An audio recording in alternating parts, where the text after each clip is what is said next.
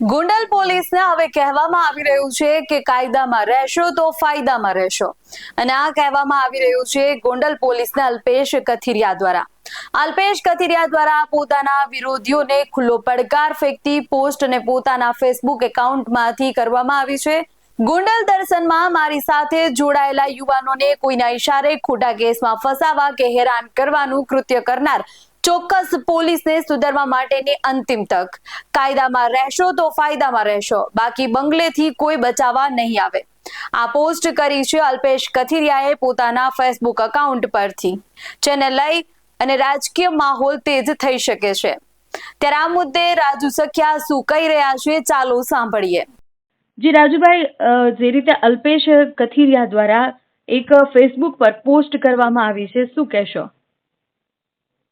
બિલકુલ વાસ્તવિકતાને આધીન પોસ્ટ કરેલી છે। જે રીતે પોલીસ તંત્ર જે જયરાજસિંહના ઇશારે કામ કરે છે એને સ્વાભાવિક રીતે કીધું છે કે ભાઈ જ્યારે કાયદાકીય રીતે અમે પણ જે આ તમારી કામગીરીની પ્રતિક્રિયાને સામે ક્રિયા આપશું ત્યારે તમને જયરાજસિંહની ઘીરેથી કોઈ બચાવવા નહીં આવે, કારણ કે પોલીસને પોલીસના મેન્યુઅલ મુજબ કામ કરવાનું હોય, કોઈના હાથા બનીને કામ ન કરવાનું હોય। ગોંડલના સમગ્ર પ્રકરણની અંદર એ હાથા બનીને કામ કરે છે અને એ ભોગવવું પડશે એને, અને ભોગવશે જ। જી જી, આમ જોવા જઈએ તો અલ્પેશ કથિરિયા દ્વારા જે એમના વિરોધીઓ છે એક તરફ એમને ખુલ્લો પડકાર ફેંકતા હોય તે રીતે કહેવામાં આવ્યું છે।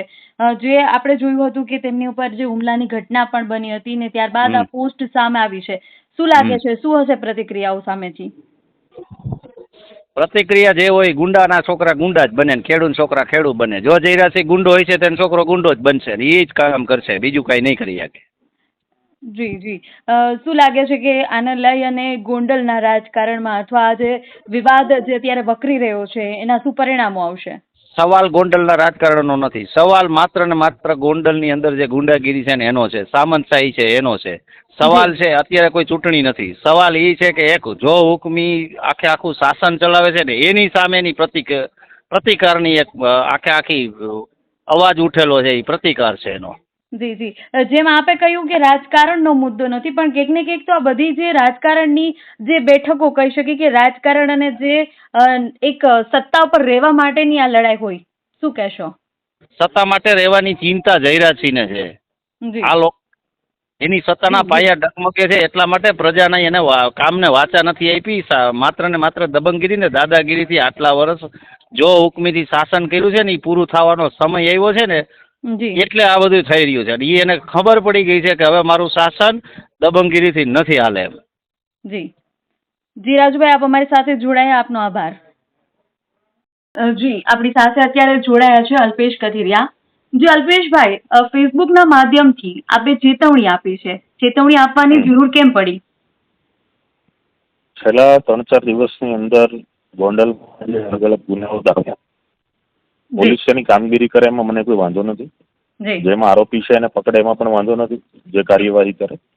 પણ જે વ્યક્તિને ઘટના સાથે કંઈ લેવા દેવા નથી, જે વ્યક્તિના નામ પર કોઈ ફરિયાદ નથી થઈ, એવી વ્યક્તિને તમે સંડોવો છો, એના ઉપર ગંભીર ગુનાઓ દાખલ કરો છો, એના અંગત હિસાબો તમે માગો છો, એની અંગત સ્ટોરી તમે જોવો છો, એના ફોન ચેક કરવા, એને મારવા, એને અલગ અલગ પોલીસ સ્ટેશન ફેરવવા, તો આ તમે કોઈ વ્યક્તિની સૂચનાઓથી જે કાર્ય કરશો તો આમાં 1% મજા નહીં આવે। જે કોઈ પણ પોલીસ વર્દીની આડમાં ગોરખ ધંધા કરી રહી છે અને કોઈ ચોક્કસ વ્યક્તિની સૂચનાનું પાલન કરી રહી છે, આનાથી અમારી સાથે જોડાયેલા એક પણ વ્યક્તિને કંઈ થશે તો એની સંપૂર્ણ જવાબદારી ગોંડલ પોલીસની રહેશે। અલ્પેશભાઈ, આપ કહી રહ્યા છો કે કોઈ ચોક્કસ વ્યક્તિ? કોણ?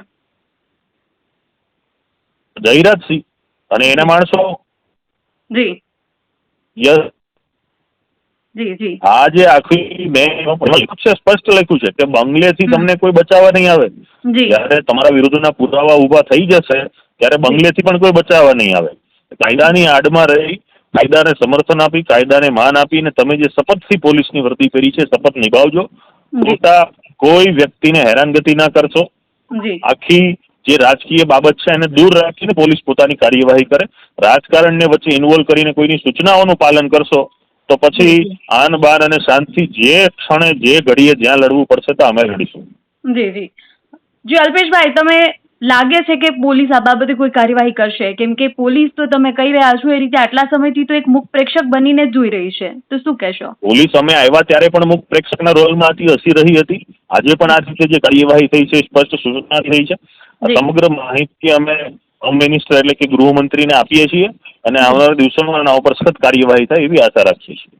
ત્યારે પોલીસની કામગીરી સામે સવાલો કરતી આ પોસ્ટ છે. આવી વિવાદિત પોસ્ટથી તેઓ પોતાના વિરોધી સામે બાયો ચડાવ્યા છે. ત્યારે પોલીસની કામગીરી સામે સવાલો કરતી આ પોસ્ટ છે. આવી વિવાદિત પોસ્ટથી અલ્પેશ કથિરિયાએ પોતાના વિરોધીઓ સામે બાયો ચડાવી છે. ત્યારે હવે આ પોસ્ટથી શું નવાજૂની થશે જોવાનું રહ્યું. ત્યારે અલ્પેશ કથિરિયાની પોસ્ટને લઈ આપનું શું કહેવું છે અમને કમેન્ટ કરી જરૂરથી જણાવજો. આવા જ વધુ અહેવાલો સાથે મળતા રહેશું. તમે અમારી યુટ્યુબ ચેનલને સબસ્ક્રાઇબ કરવાનું અને અમને ફેસબુક અને ઇન્સ્ટાગ્રામ પર ફોલો કરવાનું ભૂલશો નહીં. બાકી આવા જ અહેવાલો સાથે મળતા રહેશું. જોતા રહો BSN TV ન્યૂઝ. નમસ્કાર.